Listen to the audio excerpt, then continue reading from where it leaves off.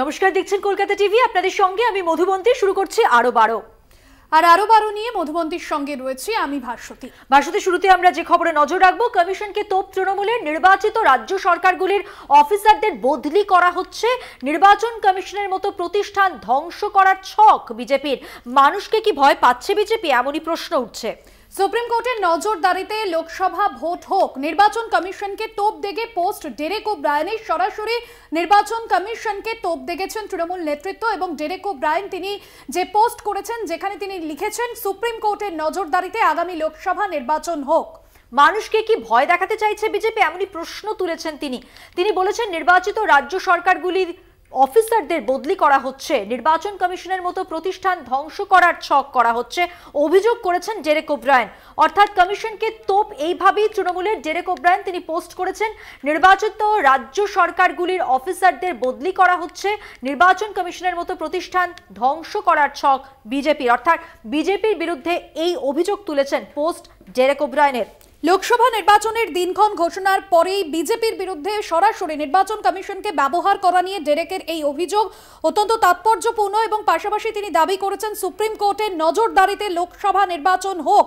অন্যদিকে আমরা দেখেছি গতকালই রাজ্যের ডিজি রাজীব কুমারকে সরিয়ে দেওয়া হয়েছে নির্বাচন কমিশনের তরফে এবং সেই বদলি ইস্যুতে এমনই বিস্ফোরক সব অভিযোগ তুলে সোশ্যাল মিডিয়ায় বিজেপির বিরুদ্ধে, পাশাপাশি নির্বাচন কমিশনের বিরুদ্ধে ক্ষোভ উগরে দিলেন তৃণমূলের রাজ্যসভার সাংসদ ডেরেক ওব্রায়েন। বিশেষ প্রতিনিধি দেবজ্যোতি ঘোষ আরো বিস্তারিত তথ্য জানাবেন। ডেরেক ওব্রায়েন এই পোস্ট কি জানতে পারছো? আর দেখো, ইতিমধ্যেই কিন্তু জাতীয় নির্বাচন কমিশন নির্বাচন বিধি চালুর পর থেকে প্রায় 6 জন স্বরাষ্ট্র সচিবকে সরিয়েছেন, একজন ডিজিপিকে সরিয়েছেন এবং সূত্র মারফত জানা যাচ্ছে আরো কয়েকজন অফিসারকে গোটা দেশে সরানো হতে পারে। সেই নিয়েই কিন্তু তৃণমূল কংগ্রেসের পক্ষ থেকে রাজ্যসভার সাংসদ তীব্র প্রতিক্রিয়া দিয়েছেন এবং তিনি বলেছেন যে সুপ্রিম কোর্টের নজরদারিতে নির্বাচন হোক, না হলে নির্বাচিত সংস্থা বা নির্বাচিত যে সরকারগুলি রয়েছে সেই সরকারের যে কর্মপদ্ধতি তার উপর আঘাত আনা হচ্ছে, নির্বাচিত সরকারকে আঘাত করা হচ্ছে, নির্বাচন বিধি ভাঙছেন প্রধানমন্ত্রী, নির্বাচনকে যেভাবে প্রহসনে পরিণত করার চেষ্টা করা হচ্ছে ভারতীয় জনতা পার্টির পক্ষ থেকে, তাতে কিন্তু স্বাধীন প্রতিষ্ঠানের যে অধিকার সেই অধিকার কিন্তু খর্ব হচ্ছে এবং জাতীয় নির্বাচন কমিশন তারা কিন্তু পরিচালিত হচ্ছেন ভারতীয় জনতা পার্টির দ্বারা এবং সেখানেই কিন্তু তৃণমূল কংগ্রেসের পক্ষ থেকে ডেরেক ওব্রায়েনের অভিযোগ যে সুপ্রিম কোর্টের নজরদারিতে নির্বাচন হোক, না হলে নির্বাচন প্রহসনে পরিণত হবে। যেভাবে আধিকারিকদের বদলি করা হচ্ছে, নির্বাচিত সরকারের কর্তাদের সরিয়ে দেওয়া হচ্ছে, তাতে নির্বাচন ঠিকভাবে পরিচালনা করা সম্ভব নয়। তাই সুপ্রিম কোর্ট অবিলম্বে নজরদারি করে নির্বাচন করুক বলে তৃণমূল কংগ্রেসের পক্ষ থেকে রাজ্যসভার সাংসদ ডেরেক ওব্রায়েন টুইটে দাবি করেছেন। তাহলে সেক্ষেত্রে তিনি কি ধরনের পদক্ষেপের কথা ভাবছেন বা তৃণমূল সূত্রে আর কি জানা যাচ্ছে এ বিষয়ে? দেখো, তৃণমূল কংগ্রেসের পক্ষ থেকে 2টি অভিযোগ ইতিমধ্যেই জাতীয় নির্বাচন কমিশনের কাছে জানানো হয়েছে এবং আজও একটি অভিযোগ তারা তৃণমূল কংগ্রেসের পক্ষ থেকে জাতীয় নির্বাচন কমিশনের কাছে পাঠানো হবে। অর্থাৎ শুধুমাত্র এ রাজ্য নয়, বিভিন্ন রাজ্যের স্বরাষ্ট্র সচিবদের সরানো হয়েছে, এ রাজ্যের ডিজিকে সরানো হয়েছে। অর্থাৎ নির্বাচন পরিচালনার দায়িত্ব নির্বাচন কমিশনের নিশ্চয়ই থাকতে পারে, কিন্তু দেখে দেখে যেভাবে অবিজেপি রাজ্যের স্বরাষ্ট্র সচিব সরানো হচ্ছে তা নিয়েও কিন্তু তৃণমূল কংগ্রেসের পক্ষ থেকে অভিযোগ করা হয়েছে এবং আজও তারা একটা অভিযোগ কিন্তু জাতীয় নির্বাচন কমিশনের কাছে করবেন।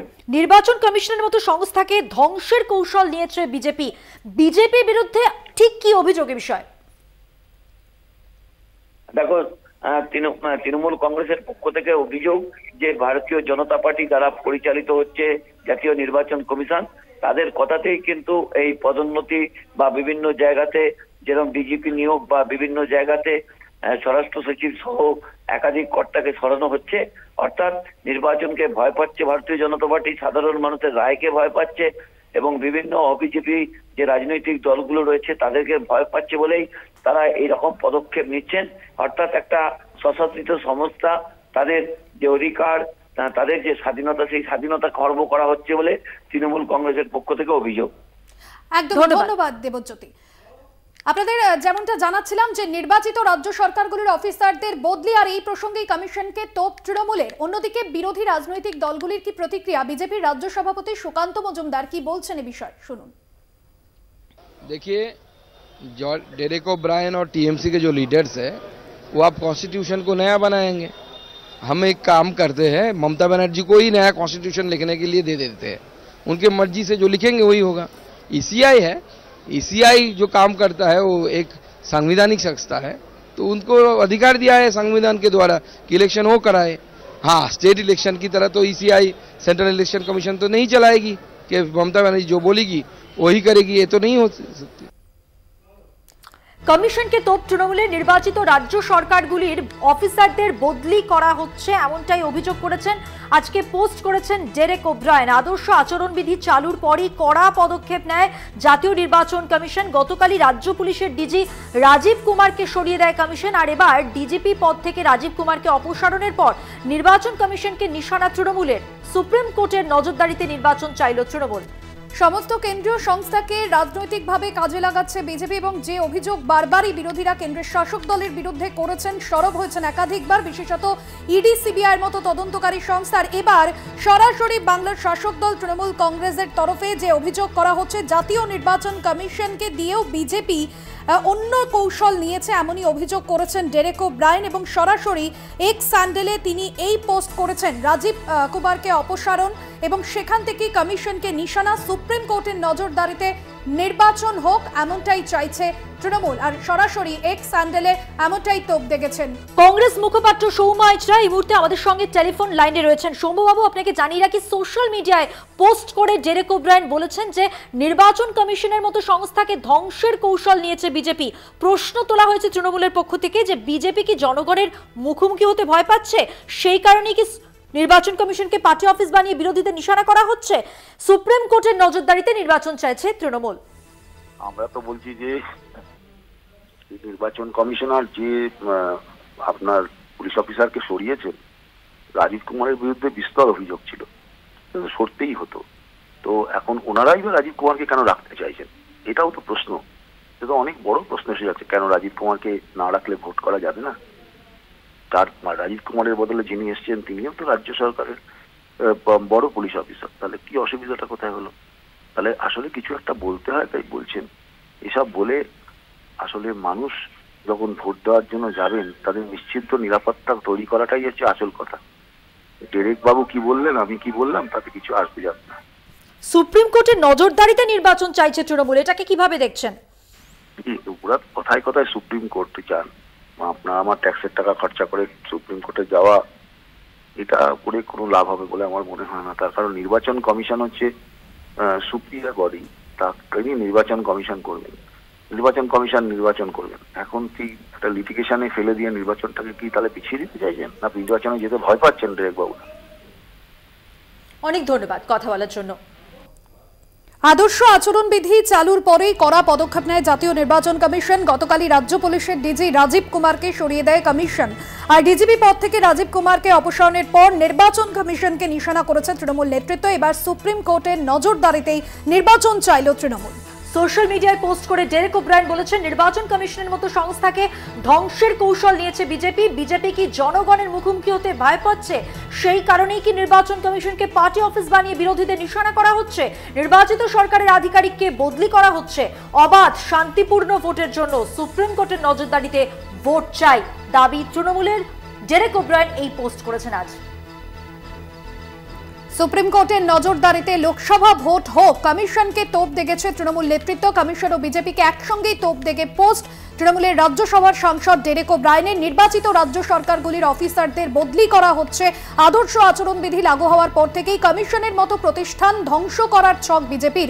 এর আগেও আমরা দেখেছি কেন্দ্রীয় তদন্তকারী সংস্থা সরাসরি ইডি এবং সিবিআইকে সরাসরি বিজেপির প্রাতিষ্ঠানিক বিষয় বলেও আক্রমণ সারিয়েছিল তৃণমূল কংগ্রেস। এবার সরাসরি নির্বাচন কমিশনকে তোপ তৃণমূলের।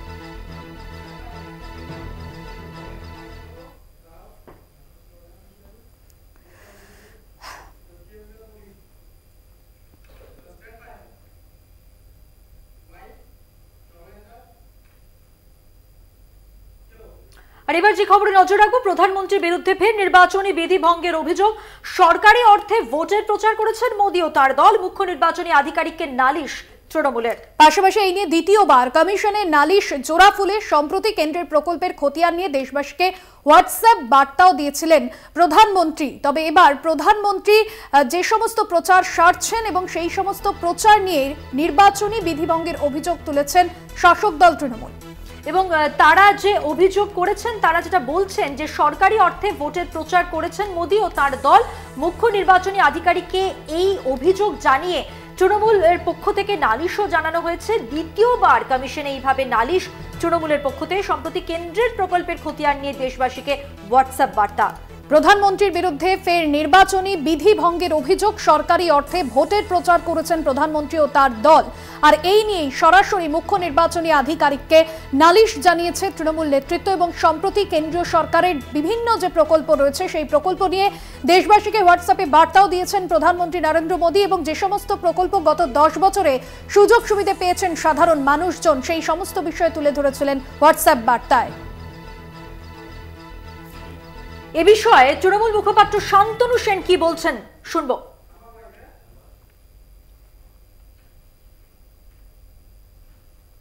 তিনি তো এটা নিজের রাজ্য ভেবে নিয়েছেন এবং নিজেকে জমিদার ভেবে নিয়েছেন, এবং তার এই জমিদারির রাজ তো চলছে বহুদিন ধরে। এর আগেও তো আমরা দেখেছি নির্বাচনের সময় তার সমস্ত প্রকল্প উদ্বোধন কমপ্লিট হওয়ার পরে তিনি নির্বাচন কমিশনকে দিয়ে নির্বাচনের নির্ঘণ্ট ঘোষণা করান, অতীতেও দেখেছি। বর্তমানে আমরা দেখলাম ভারতবর্ষের প্রধানমন্ত্রী নির্বাচনের নির্ঘণ্ট ঘোষণা হয়ে যাওয়ার পর সরকারি নাম্বার থেকে তিনি হোয়াটসঅ্যাপ মেসেজ করে প্রচার করছেন, তিনি সরকারি বিমানে করে ঘুরে বেড়াচ্ছেন। এগুলো তো নতুন কিছু নয়, এর আগে আমরা দেখেছি নির্বাচনের নির্ঘণ্ট ঘোষণা হয়ে যাওয়ার পরেও তিনি প্রচারের মধ্যে দিয়ে র্যালি করেছেন, কিভাবে সরকারি প্রচারের মধ্যে দিয়ে, সেগুলো তো আমরা সমস্ত কিছু দেখেছি। এবং সর্বোপরি যেটা দেখলাম, নির্বাচন কমিশনকে কিভাবে পকেটস্থ করা যায় আইন করে তিনি প্রধান বিচারপতি সুপ্রিম কোর্টকে বাদ দিয়ে স্বরাষ্ট্রমন্ত্রীকে পাশে বসিয়ে নির্বাচন কমিশনার মনোনীত করলেন। সুতরাং নির্বাচন কমিশনকে বিজেপিকে পকেটস্থ করে তাদের অঙ্গুলি হেলনে চালাচ্ছে এবং সবটাকে কুক্ষিগত করে যে জমিদার রাজ চলছে, সেই জমিদার রাজের বিরুদ্ধেই তো তৃণমূলের আন্দোলন। তাই তো আমরা বলছি যে জমিদার হাটাও দেশ বাঁচাও। এখন সময় হয়ে গেছে একটা বিরতি নেওয়ার। অন্যান্য খবর নিয়ে ফিরছি বিরতির পর, সঙ্গে থাকুন। ফিরিলাম বিরতির পর। এবার যে খবরে নজর রাখবো, গার্ডেন রিচ, সেখানে অভিশপ্ত বহুতলের কাছেই আরো এক তাসের ঘর। মূল রাস্তার ওপর একে অপরের দিকে একেবারে হেলে আছে দুটি বহুতল, যে কোনো সময় দুর্ঘটনার আশঙ্কা। একদমই। এবং আজ বিপজ্জনক বহুতলটি পরিদর্শন করবেন পুরো প্রতিনিধি দল। গতকাল গার্ডেন রিচে যে ঘটনা আমরা দেখেছি, অর্থাৎ রবিবার দিন মধ্যরাতে একেবারে তাসের ঘরের মতো গুড়িয়ে যায় একটি 5 তলার বহুতল। এবং তারপরেই যে অভিযোগ সামনে আসে যে পুরো প্রশাসনের নাকের ডগায় মূলত কলকাতা পুরসভার মেয়র ফিরহাদ হাকিমের বিধানসভা কেন্দ্রে ঠিক কিভাবে এই বেআইনি নির্মাণ গড়ে ওঠে তা নিয়ে বারবার প্রশ্ন তুলেছেন বিরোধীরা। এবং গার্ডেন রিচে অভিশপ্ত বহুতলের কাছেই আরো এক বহুতলের আশঙ্কা এবং বহুতল দেখা গিয়েছে এবং যে কোনো সময় দুর্ঘটনার আশঙ্কা করছেন স্থানীয়রা। দেখতে পাচ্ছেন সেই ছবি, পরস্পরের দিকে কিভাবে হেলে দুটি বহুতল, অত্যন্ত বিপজ্জনক অবস্থায় এইভাবেই এই দুটি বহুতল গড়ে তোলা হয়েছে। এবং দেখতে পাচ্ছেন পরস্পরের দিকে হেলে দুটি বহুতল।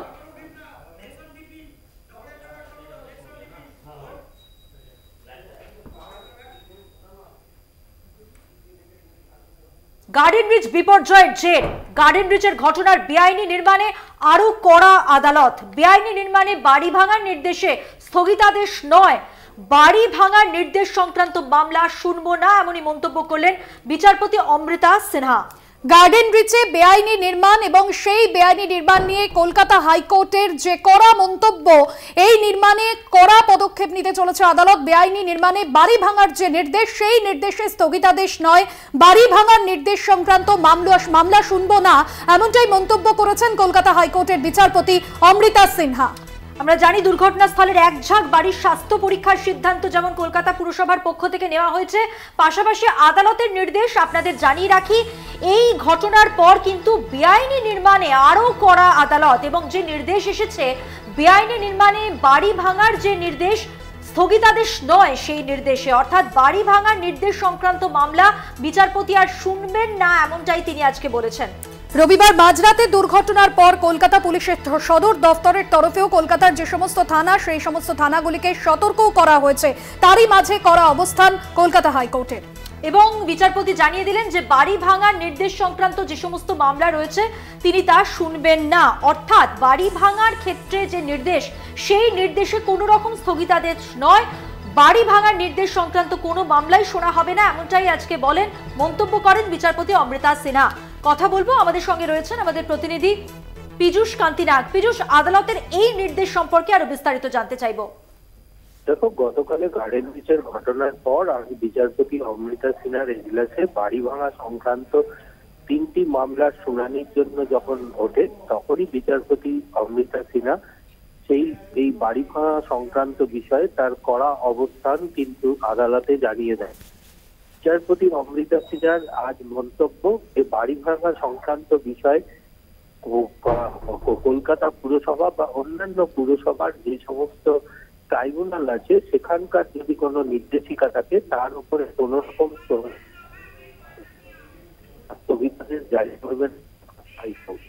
তার কারণ সেই নির্দেশ বহাল থাকবে। সেখানে মানুষের নিরাপত্তার বিষয়টি আদালত বিশেষভাবে নজর দিচ্ছে এবং মানুষের সুরক্ষা এবং নিরাপত্তার বিষয়টির দিকে নজর দিয়ে আদালতের এই সিদ্ধান্ত বলে মন্তব্য করেছেন বিচারপতি অমৃতা সিনহা।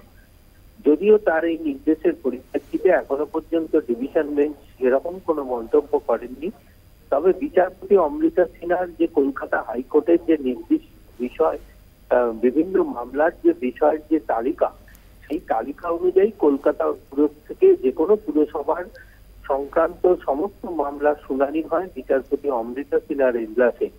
সেখানে বাড়ি ভাঙার বিষয়টি নিয়েও কিন্তু শুনানি পর্ব চলে, বিভিন্ন মামলা দায়ের হয়, তার শুনানি পর্ব চলে। সেই মোতাবেক আজকে এই ধরনের বাড়ি ভাঙা সংক্রান্ত বিষয়ের নির্দেশিকা, যে পুরসভার যে নির্দেশিকা জারি হয়েছে, তার সেইটিকে চ্যালেঞ্জ জানিয়ে 3টি মামলা নিয়ে আইনজীবীরা তার এজলাসে হাজির হন এবং সেই নির্দেশিকার উপর স্থগিতাদেশ ছেড়ে তারা মামলা দায়েরের অনুমতি চান। কিন্তু বিচারপতি অমৃতা সিনহা সরাসরি নস্যাৎ করে দিয়ে জানিয়ে দেন যে বাড়ি ভাঙা সংক্রান্ত বিষয়ে কোনো মামলাই তিনি আর গ্রহণ করবেন না। এক্ষেত্রে পীযূষ কান্তি, একটু বিরত করছি তোমাকে, আরো একবার স্পষ্টভাবে একটু যদি বিশ্লেষণ করো আদালতের পর্যবেক্ষণ সম্পর্কে। দেখো, আদালতের পরিষ্কার পর্যবেক্ষণ যে বাড়ি ভাঙা, বেআইনি বাড়ি ভাঙার বিষয়ে যে অন্তর্বর্তীকালীন স্থগিতাদেশে চেয়ে যে সমস্ত মামলা দায়ের হয় কলকাতা হাইকোর্টে, সেই কোনো মামলাই গ্রহণ করবেন না বিচারপতি অমৃতা সিনহা। বাড়ি ভাঙার বিষয়ে যে পুরসভাগুলির যে নির্দেশিকা আছে সেই নির্দেশিকাই বলবৎ থাকবে। কলকাতা হাইকোর্ট এ বিষয়ে কোনো রকম ভাবে হস্তক্ষেপ করবে না এবং বিচারপতি অমৃতা সিনহা এই মন্তব্য করতে গিয়ে পরিষ্কারভাবে জানিয়ে দিয়েছেন যে মানুষের সুরক্ষা এবং মানুষের নিরাপত্তার দিকে নজর রেখেই কিন্তু আদালতের এই সিদ্ধান্ত এবং একক বেঞ্চে বিচারপতি অমৃতা সিনহা কোনোভাবেই এই ধরনের মামলা গ্রহণ করবেন না, যার ফলে আজকে যে 3টি মামলা বাড়ি ভাঙার সিদ্ধান্তের উপরে যে স্থগিতাদেশ যে দায়ের হওয়ার কথা ছিল সেই মামলা তিনি খারিজ করে দিয়েছেন এবং পরিষ্কার জানিয়ে দিয়েছেন বাড়ি ভাঙার ওপরে যে নির্দেশিকা পুরসভা বা যে কোনো আদালত থেকেই যে নির্দেশিকা জারি হোক না কেন, সেই নির্দেশিকার উপরে কোনো রকম স্থগিতাদেশ দেবে না কলকাতা হাইকোর্ট।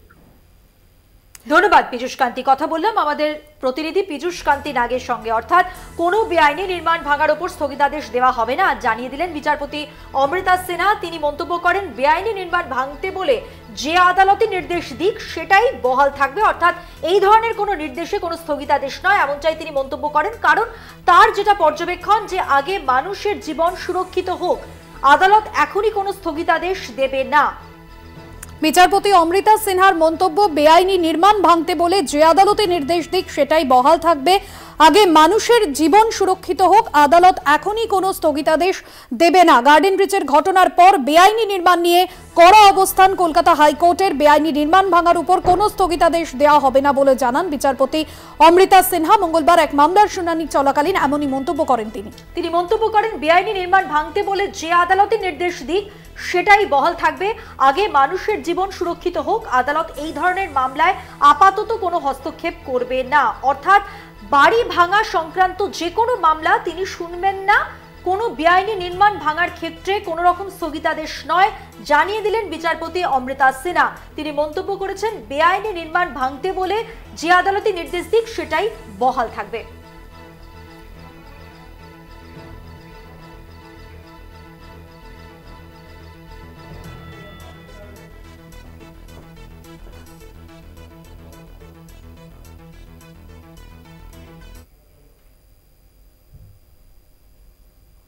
আদালতের এই নির্দেশ সংক্রান্ত খবরের আগে আপনাদের একটি ছবি আমরা দেখাচ্ছিলাম, তাই তো ভাস্বতী? একদমই তাই। এবং যেখানে আমরা দেখলাম যে গার্ডেন রিচের ঘটনার 24 ঘন্টা কাটতে না কাটতেই তারই কাছে অভিশপ্ত এক বহুতলের খোঁজ পাওয়া গেল। তবে সেটাও কি তাসের ঘরের মতো ভেঙে পড়তে পারে, সেই আশঙ্কাই কিন্তু করছেন স্থানীয়রা। দুর্ঘটনার আশঙ্কা সামনে আসছে, কারণ যে ছবি আপনাদের সামনে তুলে ধরছি, দুটি বহুতল একে অপর দিকে পুরো হেলে রয়েছে এবং দেখতে পাচ্ছেন কিভাবে কনস্ট্রাকশনটি হয়েছে, যার জন্য কিন্তু কোথাও একটা সমস্যা রয়েছে। ঠিকই ক্যালকুলেশনে যা ছিল সেই মতো কিন্তু কনস্ট্রাকশন নেই। তার কারণ দুটি বিল্ডিংই কিন্তু ওপর দিক থেকে ভাস্বতী আমরা দেখতে পাচ্ছি একে অপরের একেবারে কাছাকাছি চলে এসেছে, একেবারে বড় রাস্তার ওপর সোজাসুজি উঠেও কিন্তু ওপর দিক থেকে দুটি বাড়ি একে অপরের খুব কাছে হেলে রয়েছে। মূল রাস্তার ওপর একে অপরের দিকে হেলে আছে দুটি বহুতল। কথা বলবো, আমাদের সঙ্গে রয়েছেন আমাদের প্রতিনিধি টেলিফোন লাইনে শুভঙ্কর মণ্ডল। শুভঙ্কর, পরস্পরের দিকে হেলে দুটি বহুতল এবং এই যে ঘটনা ঘটেছে এরপর কিন্তু এরকম আরো অনেক কনস্ট্রাকশন সামনে আসছে। দেখো, আনাচে কানাচে খুঁজলে এরকম কনস্ট্রাকশন আরো পাওয়া যাবে, অর্থাৎ এরকম বহুতল। বিশেষ করে এখানে স্থানীয়রা বেশ কয়েকজন কিন্তু অভিযোগ করেছেন যে ব্যাঙের ছাতার মতো এখানে বেআইনি ভাবে এইসব আবাসন বা বহুতল তৈরি করা হয়েছে, কোন রকম নিয়ম মানা হয়নি। তার মানে শুভঙ্কর, এই জায়গায় আরো একটা কথা, তুমি শুধু নিয়ম মানার কথা যেমন বলছো, নিম্নমানের সামগ্রী ব্যবহার করছে এবং সিভিল ইঞ্জিনিয়ার যারা এই কনস্ট্রাকশন গুলির ক্ষেত্রে যে ডিজাইন করে দেন, যে অঙ্ক করে দেন, সেগুলোও মানা হচ্ছে না। না, একেবারেই নয়, কোনোটাই মানা হচ্ছে না। তাহলে এরকম ভাবে যেটি আমরা দেখাচ্ছি বিল্ডিং এর ছবি, এইভাবে হেলে পড়তো না একটি আরেকটির গায়ে। যে ফাউন্ডেশন তৈরি করতে হয় এবং বলা যেতে পারে ভেতরে যেভাবে একটি G+5 বিল্ডিং এর ফাউন্ডেশন তার ভিত মজবুত করে সেটিকে উপরে তুলতে হয়। এবং তুমি যদি ভালো করে লক্ষ্য করো বিল্ডিংটিতে, তুমি দেখতে পাবে বহুতলটিতে যে নিচে দোকান রয়েছে গ্রাউন্ড ফ্লোরে এবং তারপরে ফ্লোরটি কিন্তু ফাঁকা এবং তার উপরে দুটো ফ্লোর আবার ভরা, তার উপরে ফ্লোরটি ফাঁকা। অর্থাৎ এরকম যে ফ্লোরগুলি দেখা যাচ্ছে যে গতকালের বা রবিবার যে ঘটনা ঘটেছে আমরা জানি, সেখানেও কিন্তু একটা অভিযোগ উঠছিল যে জমি দিয়েছিল প্রমোটারকে, তিনি একেবারে প্রথমে নিজের যে এরিয়াটা সেই এরিয়াটা তৈরি করতে চেয়েছিলেন এবং সেটি একেবারে টপ ফ্লোর। এবং স্বাভাবিকভাবে যদি কোনো বিল্ডিং এর টপ ফ্লোর নিয়ম হচ্ছে নিচ থেকে তৈরি হতে হতে ওপরে যায় বিল্ডিং, এবং এখানে দেখা গেল কি ওপর থেকে নিচে বিল্ডিং তৈরি হচ্ছে, সেখানে ফাউন্ডেশন তৈরি হওয়ার পর ভিত গাঁথা হচ্ছে ওপরে, এবং সেখানেই কিন্তু দেখা গেল শুধুমাত্র নিম্নমানের সামগ্রী নয়, যে ফাউন্ডেশন তৈরি করে বিল্ডিং তৈরি করার কথা কোনো কিছুই একেবারেই মানা হয়নি বলে অভিযোগ করেছেন এখানে স্থানীয়রা। এবং তারা কিন্তু সংবাদ মাধ্যমের সামনে রীতিমতো বিষোদ্গার করেছেন এই বিষয়টি নিয়ে। তারা ক্ষোভ উগড়ে দিয়েছেন যে কিভাবে এই ধরনের একেবারে প্রকাশ্য দিবালোকে ভেতরের যে বিল্ডিং গুলি বা বহুতলগুলি সেগুলোর ক্ষেত্রে যেরকম কোনো নিয়ম নেই, রাস্তার ওপরেও যেগুলো তৈরি হয়ে আছে, আমি যে ছবিটি দেখাচ্ছি সেটি কিন্তু একেবারে রাস্তার উপরে, এবং অপর বিল্ডিং এর দেয়াল ভেঙে ফাটিয়ে সেই বিল্ডিং একেবারে গায়ে হেলে পড়েছে। ফলত সেইখানে দাঁড়িয়ে গতকালও আমরা দেখেছিলাম শুধুমাত্র রাজ্যপাল নন, কলকাতা পুরসভার মেয়র, এমনকি মুখ্যমন্ত্রী তিনি নিজেও জানিয়েছিলেন যে কিভাবে এরকম একের পর এক ব্যাঙের ছাতার মতো গজিয়ে উঠলো এই বেআইনি বহুতল। সেগুলোর পক্ষে কিন্তু বলা যেতে পারে সেগুলো নিয়ে তিনি তদন্তের নির্দেশ দেন। এর জন্য আজকে কলকাতা পুলিশের তরফ থেকে একাধিক থানাতে নির্দেশ গিয়েছে এই বিষয় সংক্রান্ত বিষয়। কলকাতা হাইকোর্টের রীতিমতো কিন্তু আজকে দেখা গিয়েছে অমৃতা সিনহা তিনিও জানিয়েছেন বিষয়টি যে কোনো হস্তক্ষেপ না বেআইনি নির্মাণ ভাঙার ক্ষেত্রে। এবং এইখানেই কিন্তু সব থেকে বড় বিষয় যে যেখানে বজ্র আটুনি হওয়া উচিত ছিল সেইখানে দেখা যাচ্ছে কোন রকম ভাবে কোনো বিধিনিষেধ নেই সেখানে, এবং এমন ঢিলেমি, কোন দিক থেকে ঢিলেমি, নওশাদ সিদ্দিকী তিনি নিজে এসে জানিয়েছেন যে সরকার সব জানে। মেয়র এবং মেয়র কিন্তু এই যে বিষয়গুলি মেয়রের নখদর্পণে দেখা উচিত, লোকাল কাউন্সিলরের নখদর্পণে দেখা উচিত। একদমই ধন্যবাদ শুভঙ্কর মণ্ডল, আমাদের প্রতিনিধি ছিলেন ফোন লাইনে।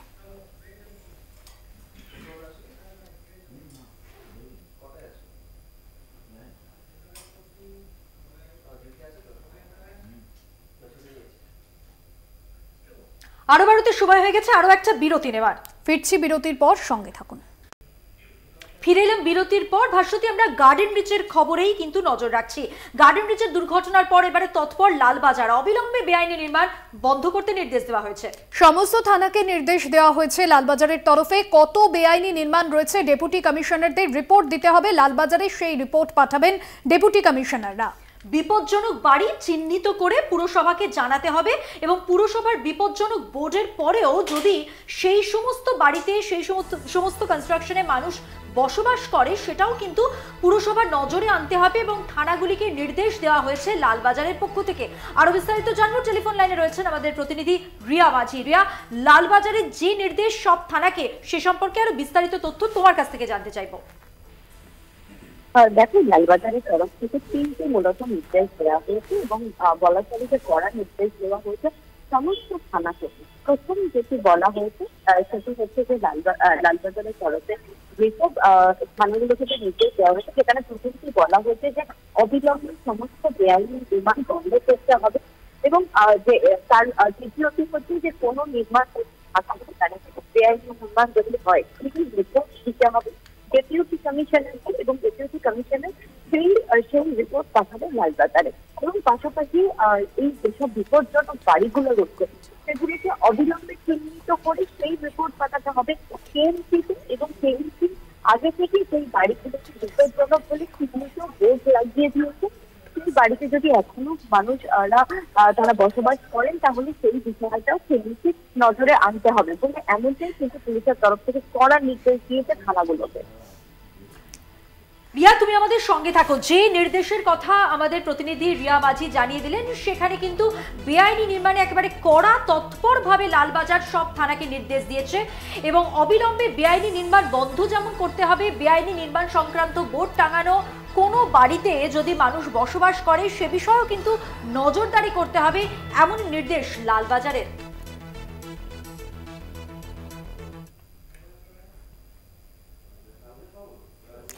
আর এবার গার্ডেন রিচে বহুতল বিপর্যয়ে চাঞ্চল্যকর তথ্য সামনে এলো। গ্রাউন্ড ফ্লোরের আগে টপ ফ্লোরের ফ্ল্যাট, নিচের তলার আগে সবথেকে উঁচু তলায় তৈরি হচ্ছিল ফ্ল্যাট। জমির মালিকের দাবি মেনে এই কাজ হচ্ছিল।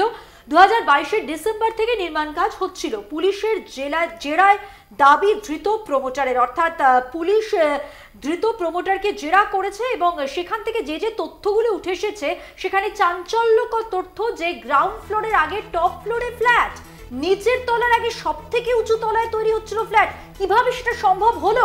আমাদের সঙ্গে টেলিফোন লাইনে রয়েছেন আমাদের প্রতিনিধি রিয়া মাঝি। রিয়া, এই কি তথ্য আমরা পাচ্ছি? ধৃত প্রমোটার তিনি জেরায় যা যা বলছেন সেই শুনলে তো একেবারে চোখ কপালে উঠছে। কারণ যেটা দেখা যাচ্ছে প্রথমত সেটা হচ্ছে বেআইনি, সেটা শুধু পুলিশ নয়।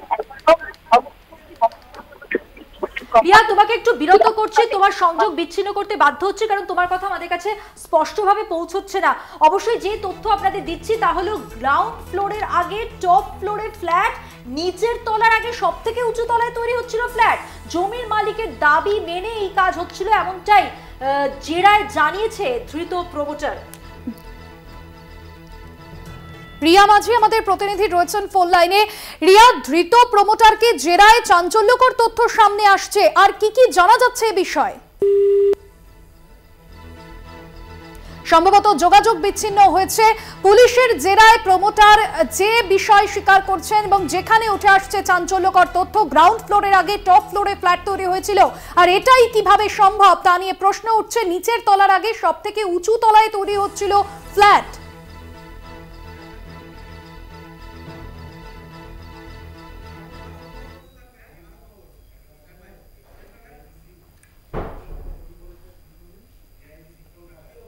এই খবর আরো অন্যান্য খবর নিয়ে ফিরছি একটা ছোট্ট বিরতির পর, সঙ্গে থাকুন। ফিরে এলাম বিরতির পর। এবার যে খবরে নজর রাখবো, বিজেপিকে নিশানা তৃণমূলের, বাড়িতে ইডি পাঠানোর হুমকি দুর্গাপুরের বিজেপি বিধায়কের। রাজ্যের 2 মন্ত্রীর বাড়িতে ইডি পাঠানোর হুমকি দিয়েছেন কেন্দ্রীয় এজেন্সিকে বিজেপি নিজেদের বশবর্তী করে ফেলেছে। ভোটে হারার ভয়ে কি নিজেদের পোষা পেশি শক্তি ব্যবহার কমিশন কি দেখতে পাচ্ছে? প্রশ্ন পোস্ট করেছে তৃণমূল। রাজ্যের 2 মন্ত্রীর বাড়িতে ইডি পাঠানোর হুমকি দিয়েছেন বিজেপিকে নিশানা তৃণমূলের কেন্দ্রীয় এজেন্সিকে বিজেপি নিজেদের বশবর্তী করে ফেলেছে। ভোটে হারার ভয়ে কি নিজেদের পোষা পেশি শক্তি ব্যবহার, এমনই প্রশ্ন তুলেছে তৃণমূল কংগ্রেস। কমিশন কি দেখতে পাচ্ছে? পোস্ট তৃণমূলের। কমিশনের উদ্দেশ্যে যে প্রশ্ন তৃণমূলের, সেখানে তাদের যেটা বক্তব্য, কেন্দ্রীয় এজেন্সিকে বিজেপি নিজেদের বশবর্তী করে ফেলেছে। ভোটে হারার ভয়ই কি নিজেদের পেশি শক্তির ব্যবহার কমিশন কি দেখতে পাচ্ছে, পোস্ট করে জানিয়েছে তৃণমূল। বিজেপিকে নিশানা তৃণমূলের, ভোটে হারার ভয় কি নিজেদের। আরো বিস্তারিত জানবো, আমাদের সঙ্গে রয়েছে আমাদের বিশেষ প্রতিনিধি দেবজ্যোতি ঘোষ। দেবজ্যোতি, দুর্গাপুরের বিধায়ক লক্ষণ ঘুরি যে মন্তব্য করেছেন যে রাজ্যের দুই মন্ত্রী প্রদীপ মজুমদার এবং মলয় ঘটক, এই দুজনকে তিনি বলেছেন যে এই দুজনের বিরুদ্ধে তিনি ইডিকে পাঠাবেন, অর্থাৎ কেন্দ্রীয় এজেন্সিকে তাদের কাছে পাঠানোর কথাও আজকে লক্ষণ ঘুরি বলার পরে তৃণমূল কংগ্রেসের পক্ষ থেকে টুইট করা হয়েছে। এবং তৃণমূল কংগ্রেসের পক্ষ থেকে যেটা বলা হচ্ছে, রাজ্যের দুই মন্ত্রীর বাড়িতে ইডি পাঠানোর যে হুমকি লক্ষণ ঘুরি দিচ্ছেন, তাতে কি এজেন্সি বা জাতীয় নির্বাচন কমিশন কি দেখতে পাচ্ছেন না? অর্থাৎ ভোটের হারার ভয়ে কিন্তু ভারতীয় জনতা পার্টির পক্ষ থেকে তাদের একাধিক নেতৃত্ব নির্বাচনকে প্রহসনে পরিণত করার চেষ্টা করছেন এবং নির্বাচন বিধি ভাঙছেন। যেভাবে নির্বাচনের বিধি চালু হয়েছে সেই সময় লক্ষণ ঘোষের মন্তব্য তৃণমূল কংগ্রেসের কাছে একটি রাজনৈতিক হাতিয়ার, যে কেন্দ্রীয় এজেন্সিকে বিজেপি যে ব্যবহার করছে এবং পেশি শক্তিকে ব্যবহার করছে এবং নিজেদের পোষ্য বানানোর চেষ্টা করছে, এটি ভারতীয় জনতা পার্টির পক্ষ থেকে করা হচ্ছে। তাতে কি জাতীয় নির্বাচন কমিশন দায় এড়াতে পারে না। অবিলম্বে লক্ষণ ঘোষের বিরুদ্ধে ব্যবস্থা নেওয়ারও কথা তৃণমূল কংগ্রেসের পক্ষ থেকে জানানো হয়েছে। দেবজ্যোতি, তোমাকে ধন্যবাদ। আমরা কথা বললাম আমাদের বিশেষ প্রতিনিধি দেবজ্যোতি ঘোষের সঙ্গে। বিজেপিকে নিশানা তৃণমূলের, বাড়িতে ইডি পাঠানোর হুমকি দুর্গাপুরের বিজেপি বিধায়কের। রাজ্যের দুই মন্ত্রীর বাড়িতে ইডি পাঠানোর হুমকি দিয়েছে।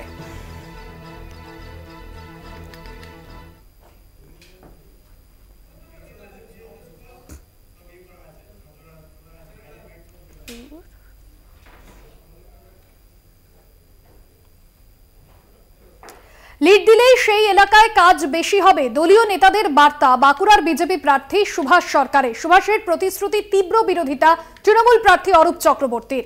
স্থানীয় সূত্রে কি খবর না, সোমবার সন্ধ্যায় বাঁকুড়া শহরের পুয়া বাগানে একটি দলীয় বৈঠকের পর সুভাষ সরকার বলেন যে ভালো কাজ করবে, যে বুথে বেশি করে লিড দিতে পারবে, সেখানে বেশি করে কাজ হবে। পরে তিনি আরো বলেন, প্রয়োজন অনুযায়ী কাজ তো হবেই, তবে তার সঙ্গে যে ভালো কাজ করবে তার জন্য আলাদা ইনসেনটিভের ব্যবস্থাও থাকবে। সুভাষের নির্বাচনী প্রতিশ্রুতি নির্বাচন কমিশনের নজরে আনা হবে, প্রতিক্রিয়া তৃণমূল প্রার্থী অরূপ চক্রবর্তীর। সুভাষ সরকারের প্রতিশ্রুতিকে কটাক্ষ করেছেন অরূপ চক্রবর্তী। সুভাষ সরকার এবং অরূপ চক্রবর্তী দুজনেই কি বলেছেন পরপর শোনাবো। বেশি করে লিড দেওয়ার চেষ্টা করো, যে সমস্ত বুথে বেশি করে লিড হবে সেখানে আগামী 2024-এ যে নতুন লোকসভা হবে তাতে আমি বেশি করে লোকাল এরিয়া ডেভেলপমেন্টের ফান্ড অনুমোদন করব, এটা নিশ্চিত। আরে ভোটের জন্য লোককে টোপ দিচ্ছে, প্রলোভন দেখাচ্ছে। এটা প্রলোভন দেখানো, এটা পারে না কোনো প্রার্থী, আমিও পারি না যে আপনি আমাকে ভোট দিলে আপনাকে এই অট্টালিকা করবো, এটা হয় না, বলা যায় না। এটা স্বরূপ গঙ্গোপাধ্যায় রয়েছেন আমাদের সঙ্গে ফোন লাইনে। বিজেপি প্রার্থীর বেআইনি প্রতিশ্রুতির অভিযোগ, বেশি লিড দিলে উন্নয়ন বেশি হবে, প্রলোভন দেখানো হচ্ছে, কি জানা যাচ্ছে বিষয়? দেখো, বিষয়টা হচ্ছে গতকাল সন্ধ্যেবেলাতে বাঁকুড়ার পুয়া বাগানে বাঁকুড়া লোকসভা কেন্দ্রের বিজেপি প্রার্থী সুভাষ সরকার দলীয় মন্ডল সভাপতিদের নিয়ে একটি বৈঠক করেন। সেই বৈঠকে তিনি দলের কর্মীদের উদ্দেশ্যে তিনি বার্তা দেন যে তার যে সমস্ত বুথে যে বেশি সংখ্যক লিড দিতে পারবে, অর্থাৎ যে বেশি লিড দিতে পারবে, সেখানেই কিন্তু উন্নয়নের কাজ সব থেকে বেশি হবে। যেখানে প্রয়োজন আছে সেখানে তো কাজ হবেই, তার পাশাপাশি যেখানে সব থেকে বেশি লিড হবে সেখানে কিন্তু কাজের প্রাধান্য, অর্থাৎ বেশি কাজ হবে, এইভাবে তিনি উৎসাহিত করেন। তবে বিজেপির যে প্রার্থী রয়েছেন সুভাষ সরকার, তার বক্তব্য, তারপর তিনি যেটা বলেন যে দলীয় কর্মীদেরকে এই কথাটার মাধ্যমে উৎসাহিত করা, তার পাশাপাশি যেটা হচ্ছে কাজ তো সর্বত্রই হচ্ছে, সুতরাং তাদেরকে যদি কোনো লিড দিতে পারে সেই জায়গায় একটু বেশি কাজ হবে, এমনটা কিন্তু তিনি পরবর্তীকালেও বলেছেন। তবে বিজেপির প্রার্থীর এই যে বক্তব্য, এই যে দলীয় কর্মীদেরকে যে কথা বলছেন লিড দিতে পারলে সেখানে বেশি কাজ হবে, এখানে কিন্তু একটা প্রশ্ন রয়ে যাচ্ছে। তৃণমূলের প্রার্থী অরূপ চক্রবর্তীর যেটা অভিযোগ, এই বিষয়টা সম্পূর্ণ বেআইনিভাবে তিনি করছেন, তিনি দলের কর্মীদেরকে প্রলোভন দেখাচ্ছেন এবং এই ধরনের একজন প্রার্থী হিসাবে এইভাবে কথা বলা যায় না। তারা কিন্তু প্রয়োজনে নির্বাচন কেন ভাবছেন না যে দলীয় কর্মীদের তিনি এইভাবেই একটা মোটিভেট করার চেষ্টা করছেন, এটাকে এভাবে নেগেটিভ ভাবে দেখা হচ্ছে কেন? তিনি সেক্ষেত্রে কি বলছেন তার যুক্তিতে? দেখো, অরূপ চক্রবর্তী যেটা বলতে চেয়েছেন যে এই ধরনের বিষয়টা সম্পূর্ণ বেআইনি একটা প্রলোভন দেখানোর বিষয়, তারা কিন্তু নির্বাচন কমিশনের কাছে এই বিষয়টা তারা জানাবেন এবং কি এই ধরনের বিষয় যদি ক্রমশ বারবার বলতে থাকেন তাহলে কিন্তু ভোট যে প্রক্রিয়া, সেই ভোট প্রক্রিয়াতে কিন্তু তার একটা প্রভাব পড়তে পারে। তবে অরূপ চক্রবর্তী তার যেটা পরিষ্কার বক্তব্য যে এই বিষয়টা সম্পূর্ণ বেআইনিভাবে তিনি বলছেন এবং প্রলোভন দেখানোর কথা বলছেন, তারা কিন্তু প্রয়োজনের নির্বাচন কমিশনের ধন্যবাদ স্বরূপ। কথা বললাম আমাদের প্রতিনিধি স্বরূপ গঙ্গোপাধ্যায়ের সঙ্গে।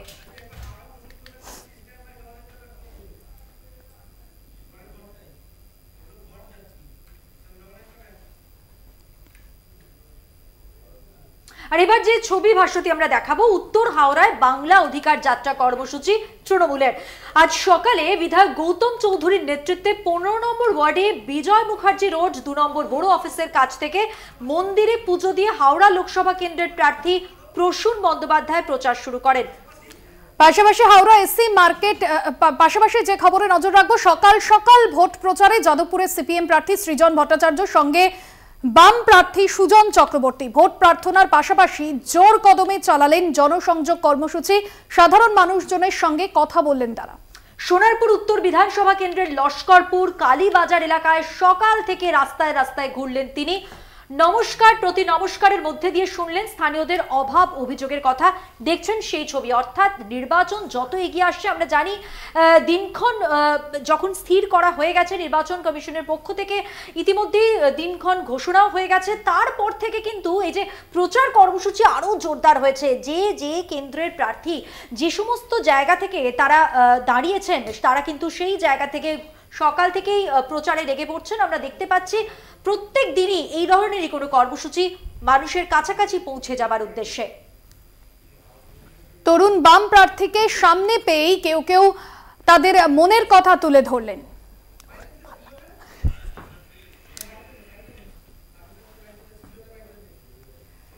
ইকুয়াল পের দাবি তো আমরা করছি, একই কাজে ছেলে আর মেয়েদের একই বেতন হওয়া উচিত, এই দাবি আমরা করছি। ফলত এই কথাগুলো পার্লামেন্টে বলার চেষ্টা করবো, যারা মহিলাদের মানুষ হিসেবে না দেখে ভোট হিসেবে দেখে, তারা ওইগুলো বলার চেষ্টা করছে। ওই করে আর ভোটের আগে অমুক টাকাটা বাড়িয়ে দিচ্ছি, তমুক টাকাটা বাড়িয়ে দিচ্ছি করে আসলে মহিলাদের ক্ষমতায়ন হয় না, ক্ষতি হয়। মানুষ চায় এখানে ভরসাযোগ্য কাউকে, এবং সেই ভরসা বামপন্থা। এবং আমার কোনো সন্দেহ নেই যে সৃজনের মতন কম বয়সের ভালো ছেলে মানুষের সঙ্গে থাকবে, মানুষের প্রয়োজনে থাকবে। আমি শুভেচ্ছা জানাচ্ছি এখানকার মানুষকে, সবাইকেই ভরসা রাখুন, সৃজনের পাশে থাকুন।